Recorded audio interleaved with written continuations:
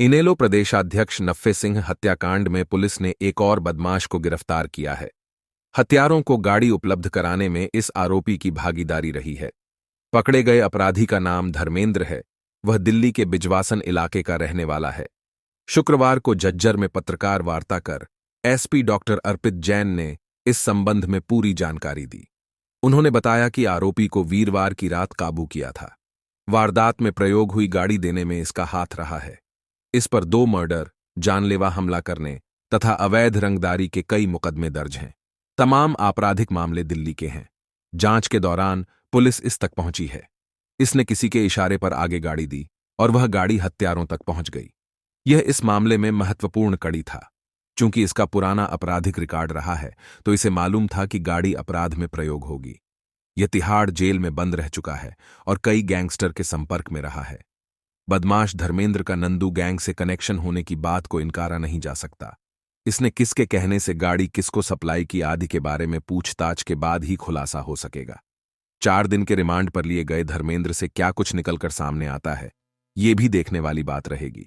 आरोपी से मामले में अहम खुलासों की संभावना है। उधर इससे पहले पकड़े गए शूटर आशीष और सौरभ से भी पुलिस की पूछताछ चल रही है। मुकदमा नंबर 37 थाना लाइन पार में एक आरोपी जो कि गाड़ी इसमें प्रयुक्त हुई थी उसको देने में जिसका इन्वॉल्वमेंट है उसको गिरफ्तार किया गया है, जिसका नाम धर्मेंद्र पुत्र राजेश, ये बिजवासन क्षेत्र दिल्ली का रहने वाला है और कल रात को इसको अरेस्ट किया गया है। जो I-20 है वो ऑलरेडी रेवाड़ी रेलवे स्टेशन से बरामद हो चुकी है और इसका अगर आपराधिक रिकॉर्ड देखें तो पहले ये 2 मर्डर में, एक गोली चलाने के उसमें किसी व्यक्ति पर, और दिल्ली पुलिस से एक मुठभेड़ में भी, और कुछ अवैध रंगदारी के मामलों में रहा है। सारे पर्चे जो हैं इसके दिल्ली में जो है दिल्ली में हैं इसके खिलाफ जो भी है। आज इसको पेश किया गया था और 4 दिन का जो है रिमांड मिला है। तो इसने जिसको दी थी गाड़ी वो भी एक बीच में लिंक है, वो अभी आइडेंटिफाई करने में हम लगे हुए हैं और फिर कैसे वो जो गाड़ी थी वो हथियारों के पास पहुंची, तो उस सारे इशू पे जो है कार्य चल रहा है। और ये एक महत्वपूर्ण इसमें जो है कड़ी था, जो कि गाड़ी सप्लाई में महत्वपूर्ण इसका रोल था और पुराना इसका आपराधिक रिकॉर्ड भी है। तो ये पूरी आशंका है कि कई जो गैंगस्टर्स या दूसरे लोग हैं उनसे संपर्क में था। तो वो जैसे भी 4 दिन की रिमांड में अब ये पूछताछ की जाएगी और उसमें आगे जैसे भी तथ्य सामने आते हैं उन विषय में आपको बताया जाएगा। सर ये गाड़ी इसने बेच रखी थी या मुहैया करवाई थी? नहीं, ये गाड़ी का यही चीज़ अभी क्लियर नहीं हो पाई है।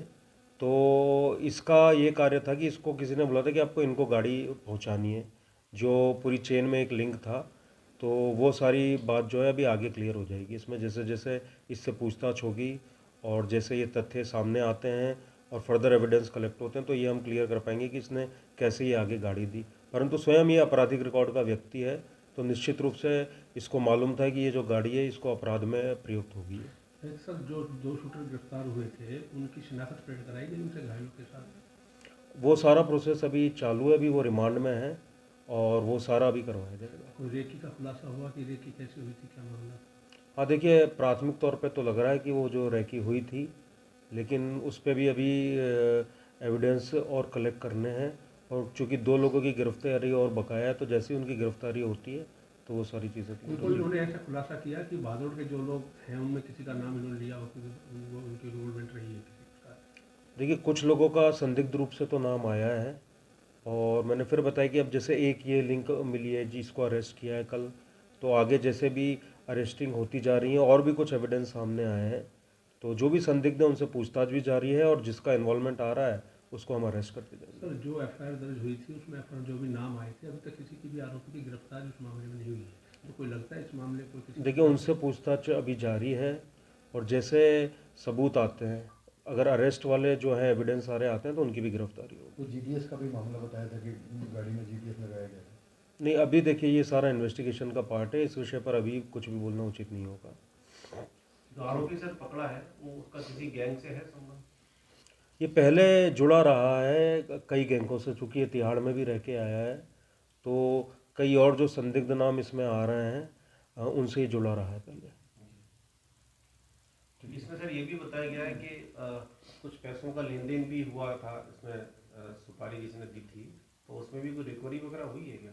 नहीं, देखिए अभी जैसे जैसे इसमें आगे अरेस्टिंग होंगी, आगे पूछताछ होंगी, तो इन सारे बिंदुओं पे भी क्लैरिटी आएगी और ये सारी बातें फिर आपको डिस्क्लोज की जाएगी उसके बाद। ठीक है। Thank you.